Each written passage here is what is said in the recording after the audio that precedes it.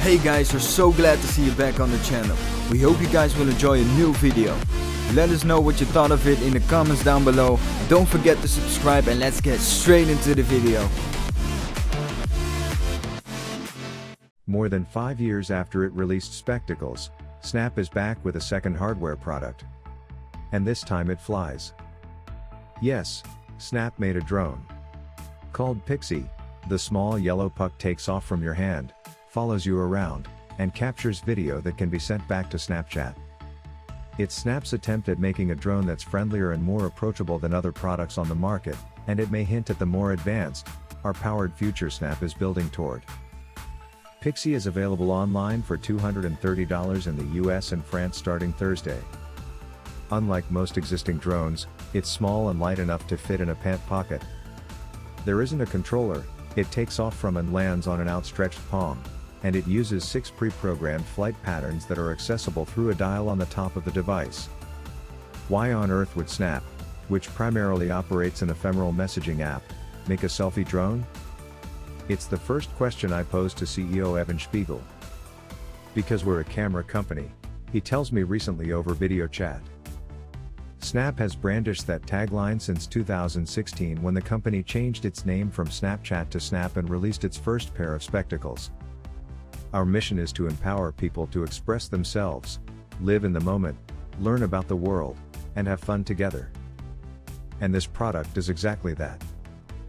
Spiegel has been interested in drones for years, dating back to at least 2016, when Snap started tinkering with how the devices could fit into its camera company strategy. He almost acquired a Chinese drone company called 00 Robotics around then, but the timing was off. With Facebook aggressively copying its staple stories feature, investors were doubting Snap's growth prospects as a newly public stock, and the deal ultimately fell apart over price. The company still isn't consistently profitable, but Snapchat is now growing much faster than Facebook and already has more users than Twitter. So far, drones haven't caught on beyond professional use cases and early adopters. Most are heavy, loud, and expensive. Some even require a permit. A key focus for Pixy was making it approachable with friendly sounding propellers and a design that could fit into your pocket. We finally got to a place where we were like, wow, this is super fun. I guess we should probably release it, says Spiegel. The Pixy weighs just 101 grams with its swappable battery inserted. Snap says a full charge will get you 5 to 8 flights, which can range from roughly 10 to 20 seconds, a short flight even by tiny drone standards. Additional batteries cost $20, and Snap sells a portable dual battery charger for $50. The Pixy's 12MP sensor shoots up to 100 videos or 1,000 photos, all of which are stored locally on a 16 GB drive. The footage is synced wirelessly to the memories section of Snapchat, edited there and is then shareable directly in the app or elsewhere. Snap has included a few Pixy-specific effects to choose from, and I'd expect more to be added over time from the company and its creators. An auto-crop feature can quickly turn the horizontal footage into Snap's staple vertical orientation, centered on the main subject.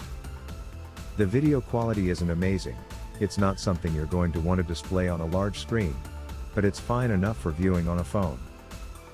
Thanks to a bottom-facing camera, the Pixy's main trick is taking off and landing in your hand. Its front-facing camera needs to be lined up roughly at eye level as it takes off, and then it automatically tracks you as you move around. When you're ready to end the flight, simply outstretch your hand to the Pixy, and it returns to your palm. During both outdoor and indoor tests, I found this to be the most impressive part of using the drone. It just works and induces a rare wow moment the first time it happens. I think Pixy opens up a whole new space here because your smartphone can't fly. Spiegel sees the Pixy as a new way of capturing moments centered on people, which is a more narrow view than how drones have been traditionally positioned. I think Pixy opens up a whole new space here because your smartphone can't fly, he says. You can get a totally new and different perspective. And so in that way, I think Pixy is meaningfully better than what your smartphone can create. The Pixy stands apart from competing small drones with its simplicity. DJI has for years been building small drones that can take off from your hand and automatically follow you around, Those drones feature longer battery life and higher quality video, too. But these competing models are also more expensive and much more complicated to use. And they're still much larger than the pocketable Pixy. There are some other limitations to the Pixy's design. Since the device is so light, you won't want to use it in windy conditions. Snap also advises against using it over water and other shiny, reflective surfaces that could confuse its bottom camera that automates flying. Snap isn't planning to make a lot of money from the Pixy. The goal is really just to get it in people's hands and have them play around with it, according to Spiegel. And maybe we would make more with version 2 if people love the original product.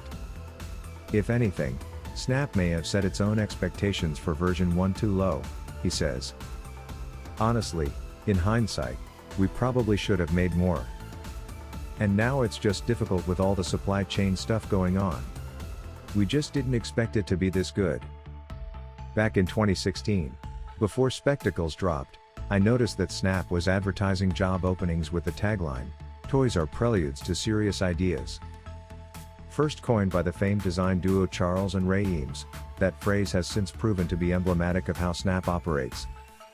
What started as primarily a sexting app a decade ago now has more than 330 million daily users, including 75% of 13-34-year-olds in over 20 countries. Over 250 million of those users engage with RFX, or lenses, every day. Those lenses started by letting people vomit rainbows and wear dog ears. Now, they can solve math equations and let you try on clothes. Spectacles have never been a commercial success, and Snap overestimated the demand for them initially. But now they are full-fledged AR glasses that represent what many technologists, including Meta CEO Mark Zuckerberg, believe will be the next major wave of computing. Despite having far less money than Meta or Apple, Snap is the first in its peer set with untethered, functioning AR glasses and a burgeoning ecosystem of hundreds of developers making lenses for them.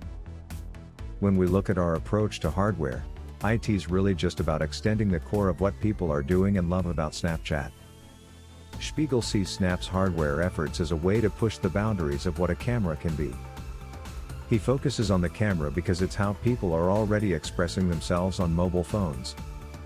When we look at our approach to hardware, it's really just about extending the core of what people are doing and love about Snapchat, he says. One of the things that really changed our perspective on cameras was the hands-free nature of Spectacles, because people made totally different stuff. A camera that flies, naturally, expands on that idea. If Spectacles are any indication, Spiegel likely has multiple future generations of Pixy up his sleeve. He sees building hardware as a long-term commitment, especially on the AR glasses side, though he doesn't see those becoming mainstream for years. It's something we wanted to just steadily get better at over time because it is very important to the long term of our business, he tells me. At the same time, there's a lot of technical constraints that exist today that mean that it will be hard for our glasses to reach scale in the near term. And so I don't think that the prudent approach for us would be to try to push scale for a product that isn't ready yet. Ultimately, Pixy may prove to be more of a hit in the near term than Spectacles, Spiegel thinks. After a couple versions of camera glasses, it just becomes very clear that the market for camera glasses is actually very small and constrained to people who want that first-person POV, he says. I think the market for Pixy is bigger. Going into our conversation, I have a theory that, like the first version of Spectacles, Pixy is a Trojan horse for a bigger idea. Drones are already being used to create 3D maps, which would be useful for building more realistic lenses that are grounded in the real world. Snap recently bought a French startup called NextMind that made a headband for controlling computers with your thoughts. Is a future coming in which I'm wearing our spectacles and controlling a paired Pixy with my mind? When I asked Spiegel about all this, he chuckles, indicating that is the most I'm getting from him on the record. The Pixy is just a toy, at least for now. That was the video already, guys. If you want to see more content, you can check out our channel. We upload multiple times a week so you guys can stay up to date about everything that happens in the tech world. Leave a comment about what you would like to see next time. Don't forget to press that like button, and we hope to see you next time.